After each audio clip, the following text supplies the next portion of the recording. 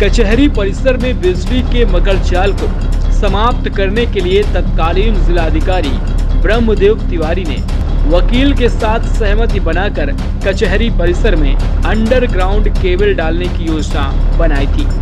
KESCO MD को इस कार्य योजना पर तत्काल काम करने के आदेश भी दिए गए थे, लेकिन जैसे ही डीएम का तबादला हुआ, फाइल में ब्रेक लगाकर उसे ठंडे बस्ते में डाल दिया गया।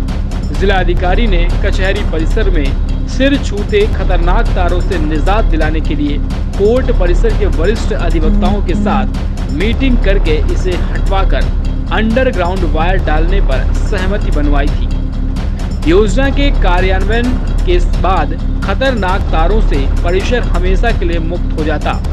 परिसर का केस्को के इंजीनियरों ने सर्वेक्षण भी किया और सारी रणनीति बना ली थी। अच्छे वोल्टेज वितरित करने के लिए एचटी लाइन डालने पर भी सहमति बनी थी। जिलाधिकारी, केस्को एमडी और वरिष्ठ अधिवक्ता तथा पदाधिकारियों की मीटिंग में तय हुआ था कि सभी अधिवक्ता कनेक्शन लेंगे।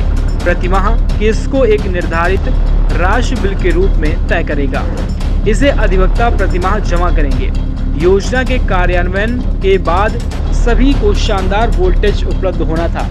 अधिकारी के कार्य योजना से जहां केस्को को प्रतिमाह बिल के रूप में मोटा राजस्व मिलता, वहीं पूरे परिसर को खतरनाक तारों के जाल के अलावा लीगल कनेक्शन के साथ पूरा दिन बिजली आपूर्ति होती। लेकिन फाइल ठंडे बस्ते में जाने से स्थितियां जस की तस हैं।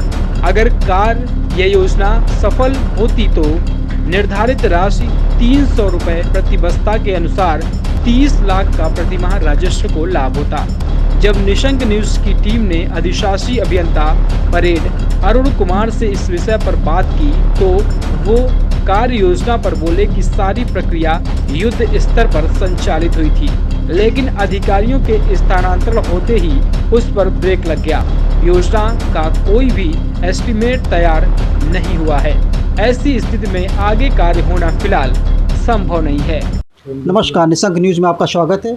कचहरी में जो झूलते हुए तारों से बचाव के लिए कार्य योजना बनी थी ब्रह्मदेव तिवारी के शासनकाल में, इसमें अनिल डीगरा शामिल हुए थे। कुछ करीब कचहरी के वरिष्ठ अधिवक्ता भी इसमें शामिल हुए थे। उसमें ये कार्य योजना के अंतर्गत ये तय हुआ था कि कचहरी की सारी जितनी बिजली की तय लाइनें हैं सब अंडरग्राउंड कर दी जाएंगी, एचटी लाइन डाली जाएगी।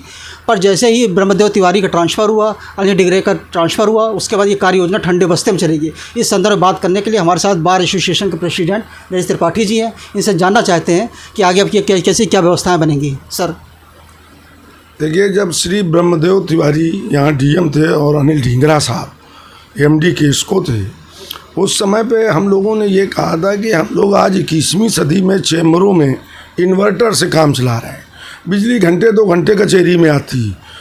इतनी बुरी तरीके से मकड़ जाल है तारों का कि कभी कोई घटना घट सकती है। 1-2 बार आग भी लग चुकी है।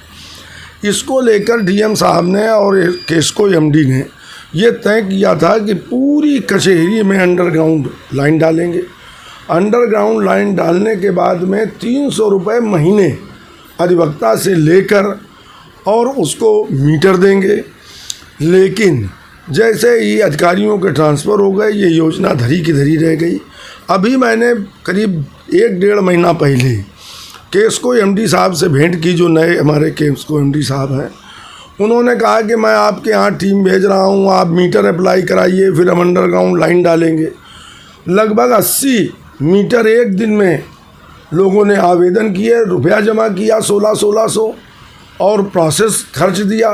लेकिन आज 1.25 महीने में एक भी मीटर लगाने केस्को के लोग नहीं आए। एमडी साहब से जब कहा तो उन्होंने कहा मैं जल्दी कराता हूँ। किसी भी दिन इस मकड़ जाल बिजली के तारों से कोई बड़ी घटना घट सकती है। मैं आपके चैनल के माध्यम से केस्को एमडी साहब से ये मांग करते हैं कि तत्काल अंडरग्राउंड लाइन डलाएं, हम लोगों को कनेक्शन दें ताकि हम लोग सुचारू रूप से वकालत कर सकें और सरकार का रेवेन्यू आ सके, सरकार की आय बढ़े। ये हमारा निवेदन है। अभी सर, जैसे अधिशासी अभियंता परेड अरुण कुमार जी, उनसे मेरी बात हुई। उनका कहना है कि वो जो पत्रावली ठंडे बस्ते में चली, उसका कोई एस्टीमेट ही नहीं रेडी हो रहा है। देखिए, अब यही तो बात है कि योगी की सरकार में ये कहते हैं कि बहुत अच्छी मेरी सरकार है, बहुत काम हो रहा है।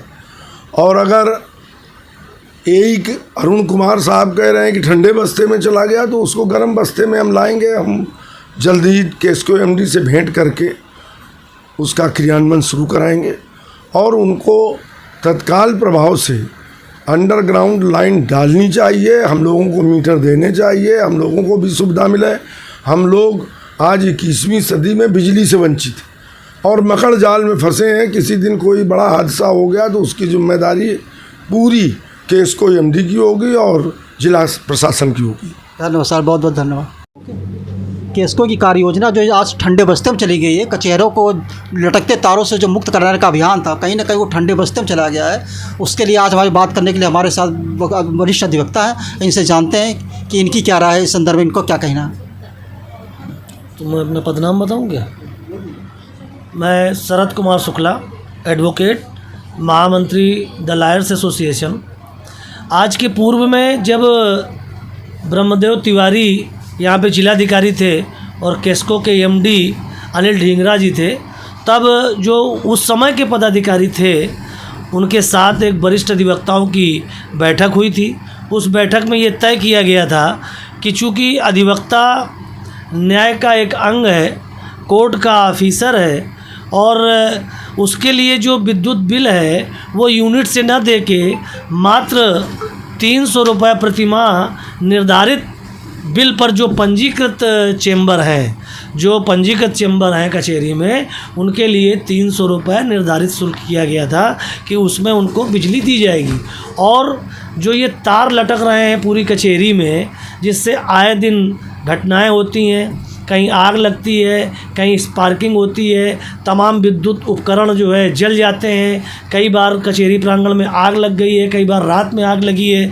इनके लिए ये योजना बनाई गई थी और एक तय हुआ था कि जो अंडरग्राउंड केबल डाल के सबको कनेक्शन दिया जाएगा और जो कचहरी का यह मकर जाल है ये ख़त्म हो जाएगा। लेकिन जैसे ही माननीय श्री ब्रह्मदेव तिवारी जी यहाँ से ट्रांसफ़र हुआ और श्री अनिल ढींगरा जी का ट्रांसफ़र हुआ, जो अधिकारी आ गए वर्तमान में, उन लोगों ने इस व्यवस्था को आगे नहीं बढ़ाया और प्रयास करने पर जब उनसे बात की गई तो जो एमडी साहब है उन्होंने स्वीकार किया कि नहीं, हाँ मैं इस तरीके का काम करूँगा, इस योजना पे बल दूँगा। लेकिन जो अधिशासी अभियंता हैं अरुण कुमार जी, उन्होंने कहा कि वो जो कार्रवाई हुई थी वो पत्रावली ठंडे बस्ते में चली गई, अब उस पर कोई कार्रवाई होना तय नहीं है। लिहाजा उन्होंने उदासीनता दिखाई और यहाँ की जो विकराल समस्या है कचहरी की, हम अधिवक्ताओं की, उस पर कोई भी ऐसी व्यवस्था नहीं बताई जिससे कि हमें सुचारू रूप से बिजली मिल सके। यहाँ हम अधिवक्ता लोग विद्युत के अभाव में न्यायिक कार्य नहीं कर पाते हैं, पत्रावली तैयार नहीं कर पाते हैं, चूँकि ना तो लाइट है, ना पंखे चलते हैं, ना एसी चलते हैं। इसलिए हम लोग बहुत विकराल संकट से गुजर रहे हैं। इसी क्रम में हमने एमडी साहब को एक पत्र लिखा था एसोसिएशन के माध्यम से कि हमारे अधिवक्ताओं को चेंबर में जो पंजीकृत चेंबर हैं, स्थापित चेंबर हैं, उनमें विद्युत कनेक्शन दिया जाए अंडरग्राउंड केबल डाल के और एक निर्धारित शुल्क किया जाए, मिनिमम दर। चूँकि अधिवक्ता यहाँ पे कोई ऐसे उपकरण नहीं चलाता है जिससे कि व्यावसायिक काम करता हो।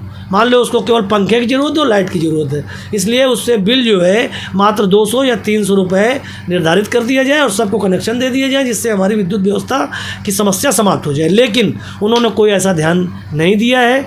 इस बारे में मैं सबको अवगत कराना चाहता हूँ, आगे भी इसकी लड़ाई लड़ूंगा, चूँकि ये विकराल समस्या है और जब तक इसकी लड़ाई बहुत कायदे से योजनाबद्ध तरीके से नहीं लड़ी जाएगी तब तक ये समस्या अधिवक्ता परिवार की दूर नहीं होगी। धन्यवाद।